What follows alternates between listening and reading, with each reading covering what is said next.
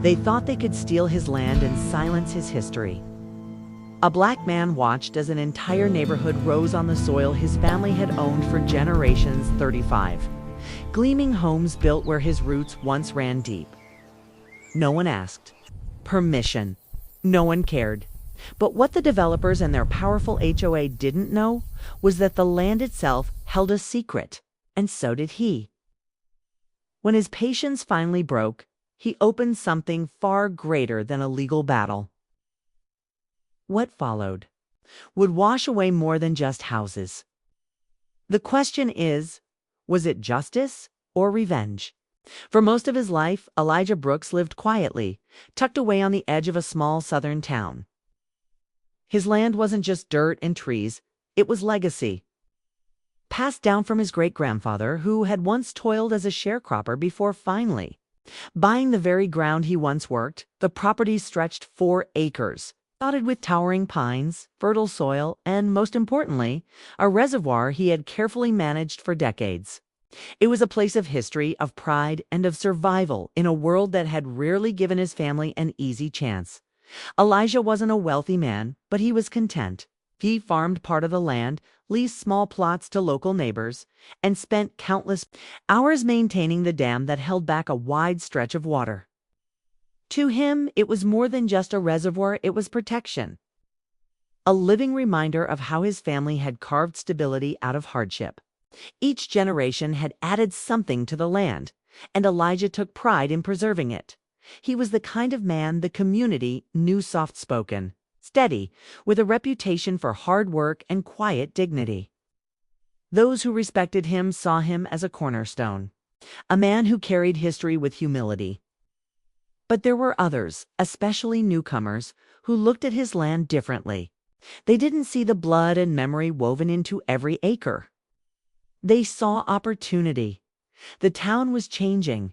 Developers had begun eyeing the outskirts, buying up tracts of land to build rows of neat, uniform houses for middle-class families looking to escape the city. They spoke of progress, growth, and modern living. But progress had a price. And too often, it was people like Elijah who paid it, at first. It was just whisper surveys being done nearby, trucks coming in and out of the woods, bright orange markers tied around trees. Elijah noticed them, but he brushed it off. His property lines were clear. Deeds were intact. His reservoir was registered. This was his home. No one could just take it. At least, that's what he thought. But slowly, the signs grew harder to ignore. Bulldozers rumbled at the edge of his land. Fences appeared where none had been before. Then, one morning, Elijah woke to the sound of hammers echoing through the valley.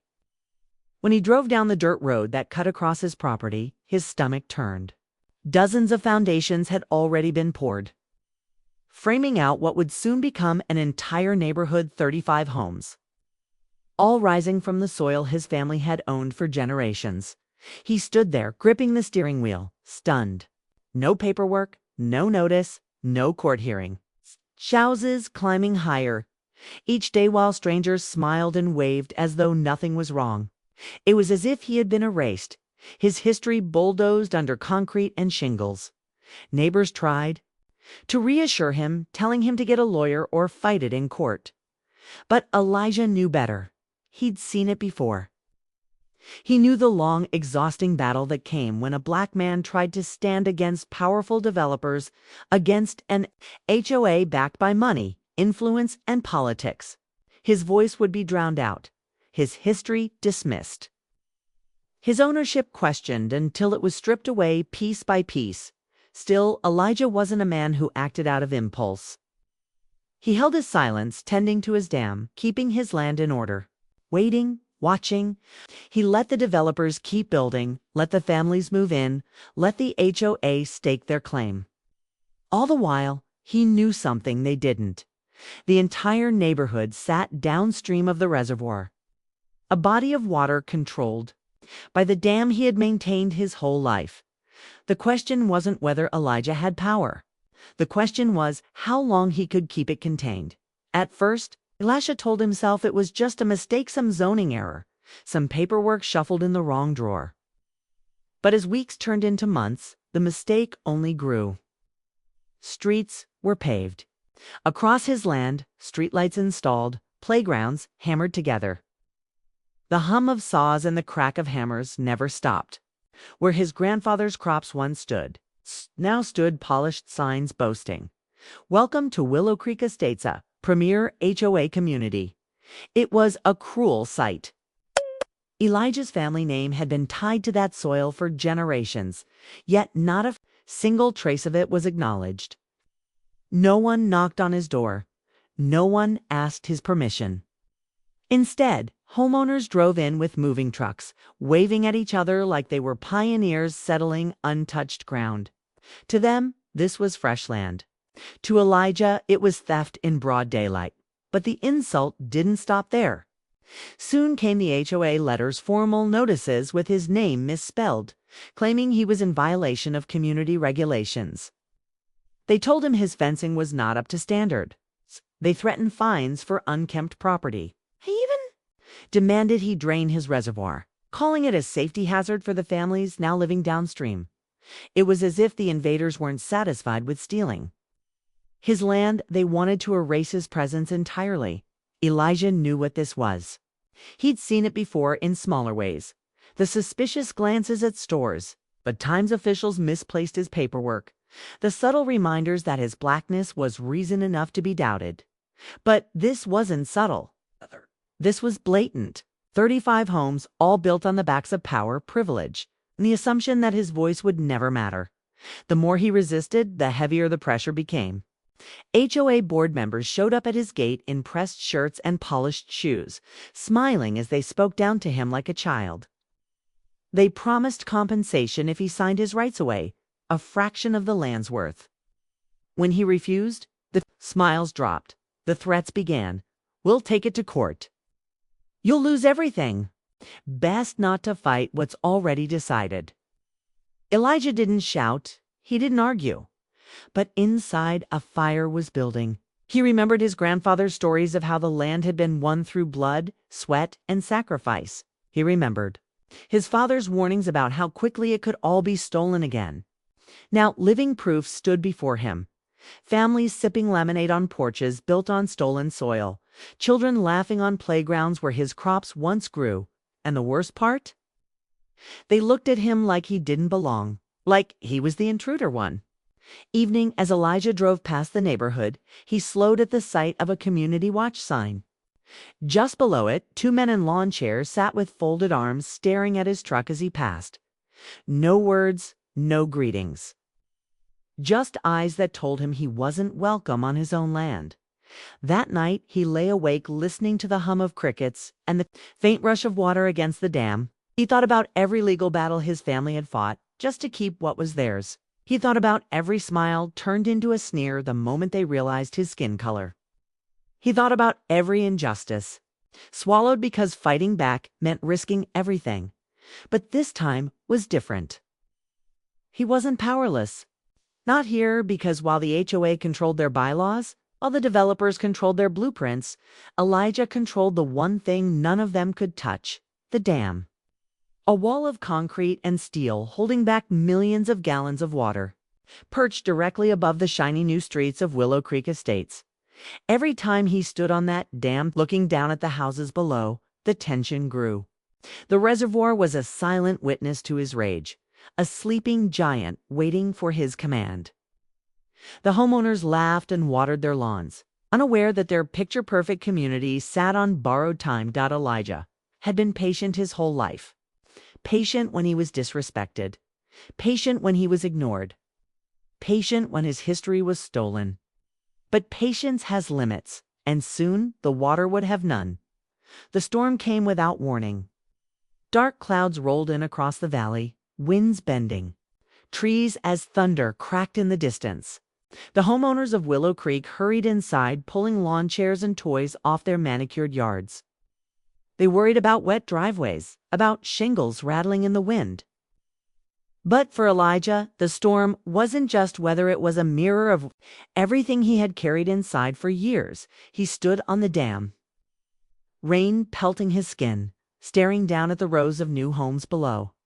Every roof, every streetlight, every mailbox was a reminder of how his family's legacy had been stolen, paved over, and sold to people who looked at him like a trespasser.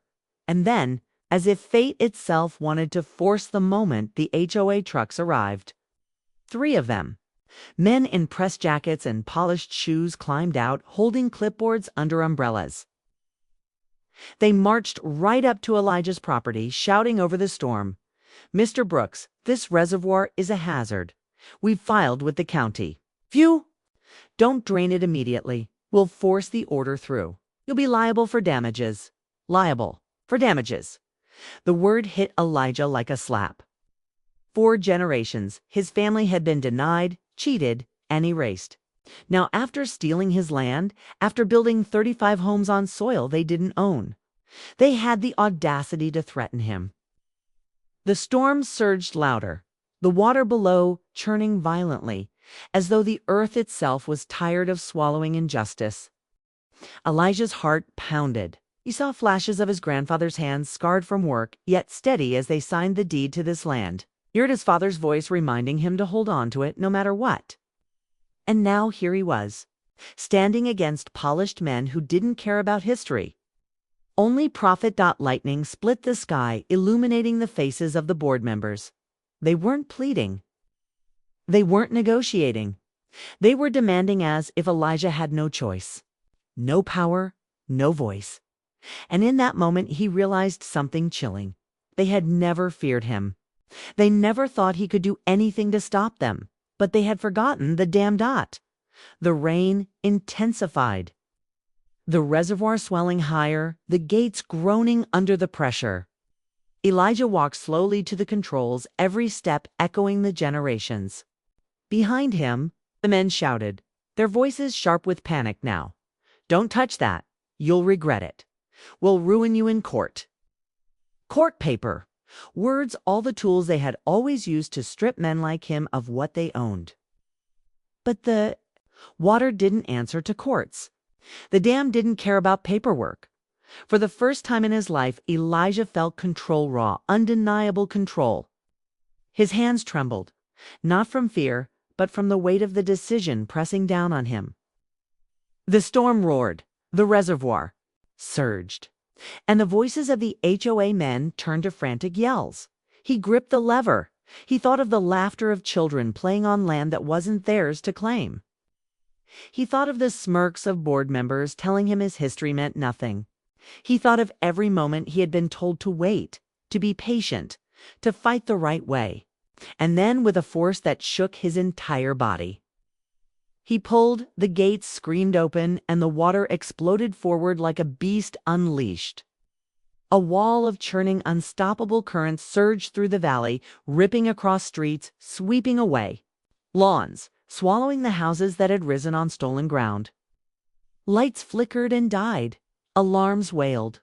Voices turned to screams. Elijah stood frozen, rain mixing with tears, watching as everything they had built on his land was consumed. This wasn't just destruction, it was history rising, rage unchained. It's the weight of centuries crashing down in a flood no one could stop. For once, the power wasn't in their hands. It was in his dot. And as the valley disappeared beneath the torrent, one question echoed louder than the storm itself. Was this justice, or something far darker?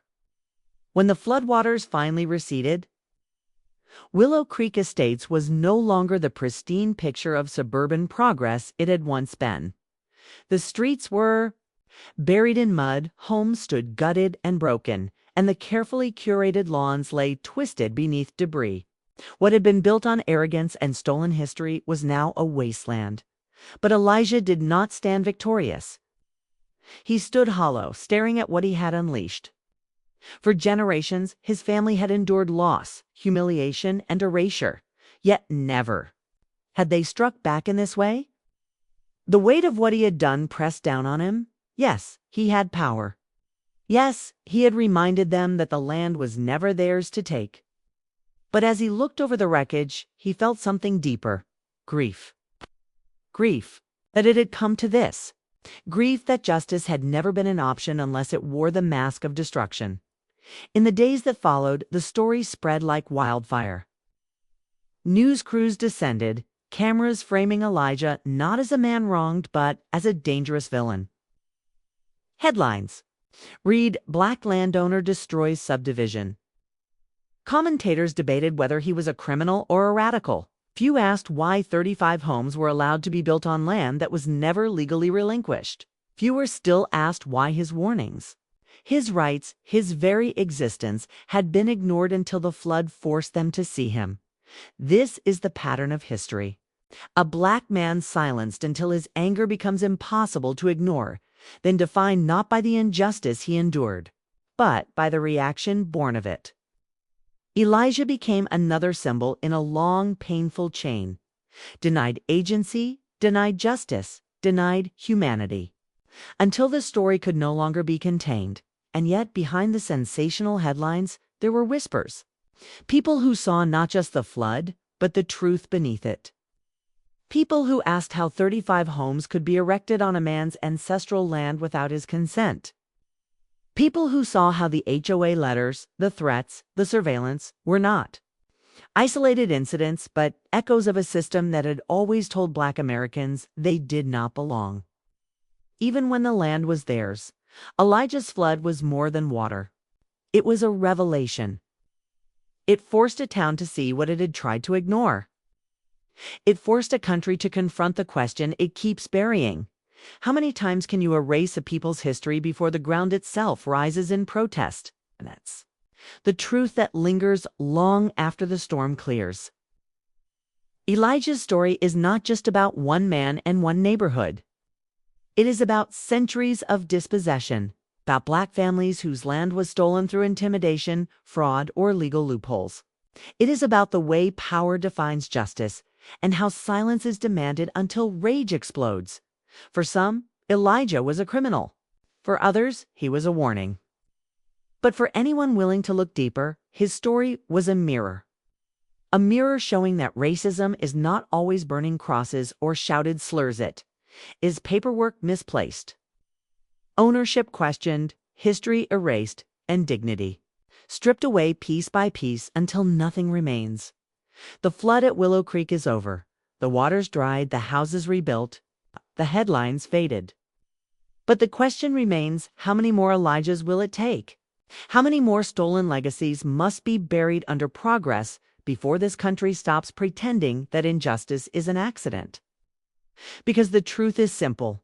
You can dam water, you can bury history, you can silence a man's voice. But eventually, inevitably, what has been suppressed will rise. And when it does, the world has to choose. Will we call it destruction, or will we finally call it justice?